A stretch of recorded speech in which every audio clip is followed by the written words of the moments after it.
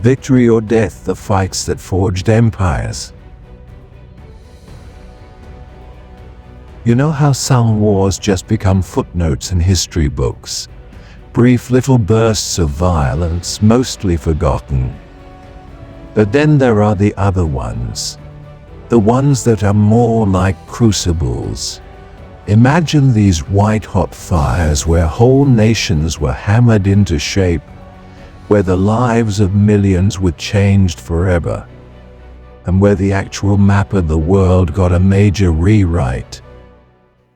These are the showdowns where victory or death wasn't just some catchy phrase, but the cold, hard truth that decided the future for entire civilizations. Today, we're diving into those legendary battles. The ones that didn't just spill blood but actually forged empires out of all that chaos. We're talking about those turning points where heroes stared down impossible odds, and where brilliant strategies echoed down the ages. Think about it. What if the very birthplace of democracy was crushed before it even had a chance to grow up? Or imagine an island nation whose entire destiny was rerouted by a single brutal day of fighting. Picture a land torn apart by warring factions, finally united under one flag after one last epic clash. These aren't just what-if scenarios. These are the real-deal outcomes decided by battles that were the birth pangs of empires. These are the brutal fights that shaped the world we live in. Our story kicks off in 490 BCE, on a little coastal plain in Greece called Marathon. This is where the young city-state of Athens, a brand new democracy, found itself toe-to-toe with the colossal Persian Empire, the undisputed superpower of the day. King Darius I of Persia, with eyes on conquering the known world, wanted to punish Athens for backing the Ionian revolt and bring all of Greece under his thumb. If Athens failed here, it meant slavery, the end of their freedom, and a totally different path. And the odds, let's just say they were terrifying. The Persian army, maybe 25,000 infantry and 1,000 cavalry, massively outnumbered the Athenian and Plataean crew of roughly 10 to 11,000 hoplites. For days, the two armies just stared each other down. The Athenians knew a head-on fight in open country against more soldiers and cavalry was basically suicide. But doing nothing, that meant risking the Persians just sailing around them and hitting Athens directly. Then came the moment of sheer audacious brilliance led by the Athenian general Miltiades. He noticed the Persian cavalry was gone from the field for a bit, maybe off finding food or getting back on the ships. So Miltiades made a seriously gutsy call.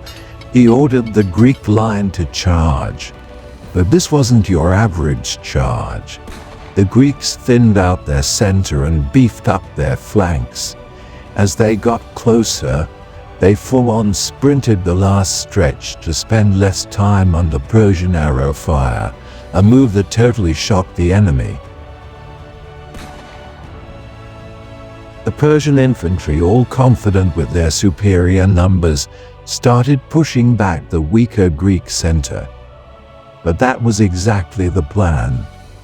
The tougher Greek flanks, fighting with the famous discipline of the hoplite phalanx, absolutely smashed their Persian opponents and then wheeled inwards, surrounding the main Persian force. Pandemonium. The Persians, trapped and outplayed, broke ranks and ran for their ships. The Athenians, against everyone's expectations, had pulled off an incredible win. Herodotus tells us 6,400 Persians died, while the Athenians lost only 192 plus 11 Plataeans. The Battle of Marathon was way more than just a military win. It was a massive psychological boost. It showed everyone that the supposedly unbeatable Persians could be beaten. It gave Athens this unbreakable confidence that fueled its golden age, a time of mind-blowing achievements in philosophy, art, drama, and architecture that pretty much built the foundations of Western culture.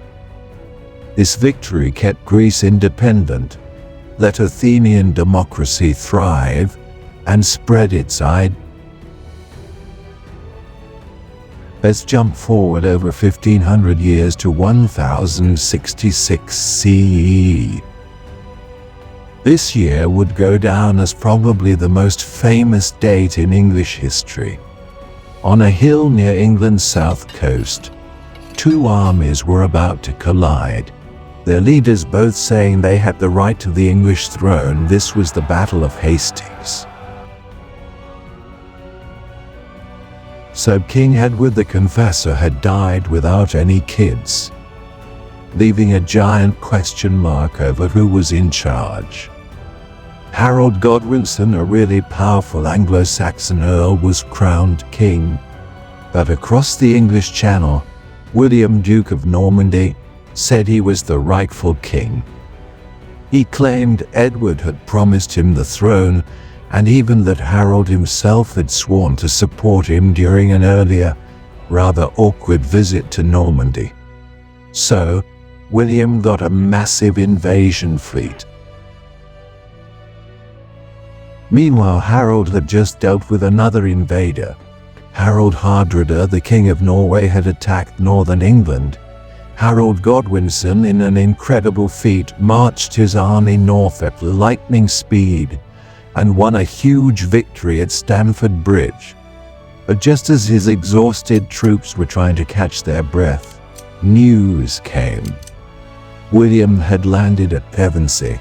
Harold had no choice but to race his tired army south again, grabbing whatever fresh soldiers he could find on the way. On October 14th, the two armies finally met. Harold's Anglo-Saxons, mostly infantry, including the terrifying housecarls with their massive battle axes, dug in on a ridge. They formed a super-tight shield wall, a nearly unbreakable barrier for cavalry.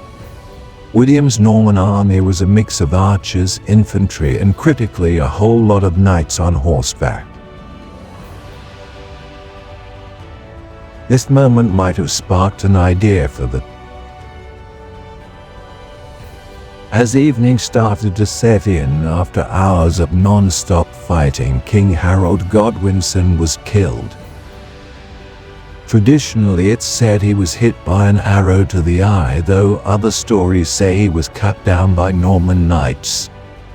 With their king gone and their lines crumbling, the last bit of English resistance just collapsed.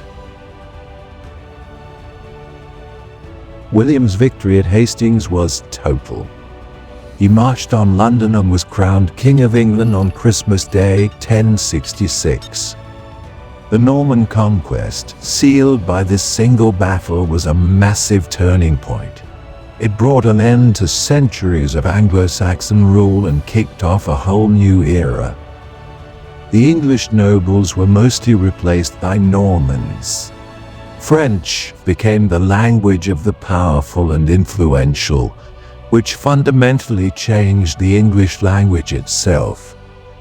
Feudalism got a much stronger foothold, castles started popping up all over the place, and England's political, cultural, and social path was changed forever, tying it much closer to continental Europe than to Scandinavia. Hastings didn't just put a new king on the throne, it forged a new England, laying the foundation for the nation that would, centuries later, build its own enormous empire. Pretty wild how single days can define entire centuries, right? If you're finding this dive into history's pressure cooker moments as fascinating as we do, go ahead and hit that like button. And if you haven't already, definitely subscribe and click the notification bell so you don't miss our next trip into the fights that literally built our world. What battle do you think completely reshaped an empire? Drop your thoughts in the comments below, we'd love to hear them. Our last stop takes us to the land of the rising sun, the year 1600 CE. For over 100 years, Japan had been torn apart by the Sengoku Jidai, the age of warring states. It was a time of almost non-stop civil war between powerful feudal lords, the daimyo. But on October 21st, at a place called Sekigahara, two gigantic armies clashed in a battle that would finally slam the door on this chaotic era and forge a unified Japan under one dominant power for more than 2.5 centuries. The death of Toyotomi Hideyoshi, the great unifier who had managed to bring some order, created a power vacuum. His son Hideyori was too young to rule, and the Council of Regents set up to govern for him quickly fell apart. The most powerful and ambitious guy in that council was Tokugawa Ieyasu, a very shrewd and patient daimyo who had tons of resources and loyal followers in eastern Japan. Standing against him was Ishida Mitsunari, a loyal follower of the Toyotomi clan.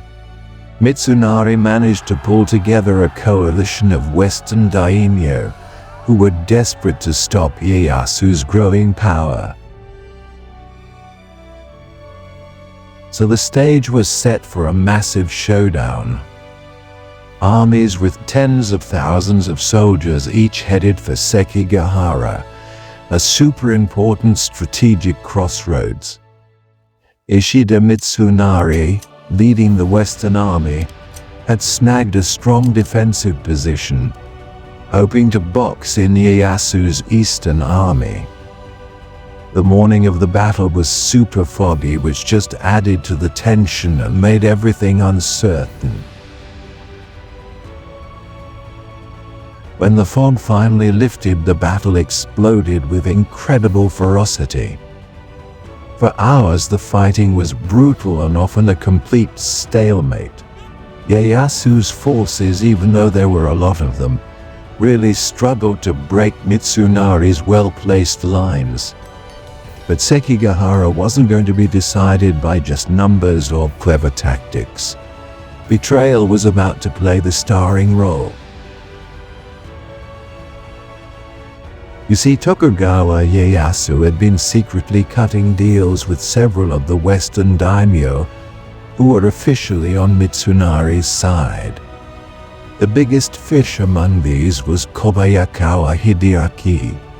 As the battle hung in the balance, Kobayakawa, whose troops were in a key spot on Mount Matsuo looking down on the Western Army's flank, was just waiting. Ieyasu, getting pretty annoyed by the delay, reportedly ordered his musketeers to fire on Kobayakawa's position, a not-so-subtle nudge to remind him of their whatever the trigger that, or maybe prearranged signals, it finally got Kobayakawa moving. He ordered his large force to charge down the mountain, but not against Ieyasu. No. He charged right into the flank of Ishida Mitsunari's closest ally. This betrayal sent absolute shockwaves through the Western Army. Other daimyo who had secretly promised to back Ieyasu saw their chance and also turned on their former comrades. The Western Army, now getting hit from multiple sides and with traitors in their midst, completely fell apart. Ishida Mitsunari had to run for it but was later caught and executed. Tokugawa Ieyasu had won a complete and crushing victory. The Battle of Sekigahara was the moment that unified Japan. 3 years later, in 1603, Tokugawa Ieyasu was appointed shogun by the emperor, kicking off the Tokugawa shogunate. This new government would rule Japan for over 250 years, an incredible era of peace, stability, and homegrown development known as the Edo period. The shogunate centralized power, took weapons away from the peasants, and brought in policies that would deeply shape Japanese society and culture. It effectively forged a unified nation from the wreckage of centuries of fighting. Sekigahara was, in essence, the bloody birth of early modern Japan. Marathon, Hastings, Sekigahara. 3 battles, separated by huge stretches of time and vast distances. But they all share something vital. They were way more than just wins or losses. They were foundational moments. They were those brutal, agonizing, but in the end history-making acts that forged nations and empires. They set these places on paths that would define their futures, and in so many ways the future of the entire world. From the plains of Greece, where democracy found its fighting chance, to the hills of England, where a new kingdom was painfully born, to the fields of Japan, where a nation was finally pieced together, these clashes highlight a pretty stark truth. History isn't some gentle flowing stream, is it? It's often more like a raging river, its course violently jerked around by those who are willing to risk absolutely everything for victory, for survival, or for the chance to build something new from the ashes of the old. The echoes of their struggles, those victory or death moments, still resonate today. They're a powerful reminder of how battles can, quite literally, forge the very world we live in. Thanks for sticking with us on this epic trek through some of history's most world-changing fights. If you want to dive even deeper into the stories of how empires were built and sometimes shattered, don't forget to like this video, subscribe to the channel, and hit that notification bell for more cool content that brings the past roaring back to life. What other battles do you think were absolute empire forgers? Share your ideas in the comments below. We genuinely read every single one. Until next time, keep exploring those amazing echoes of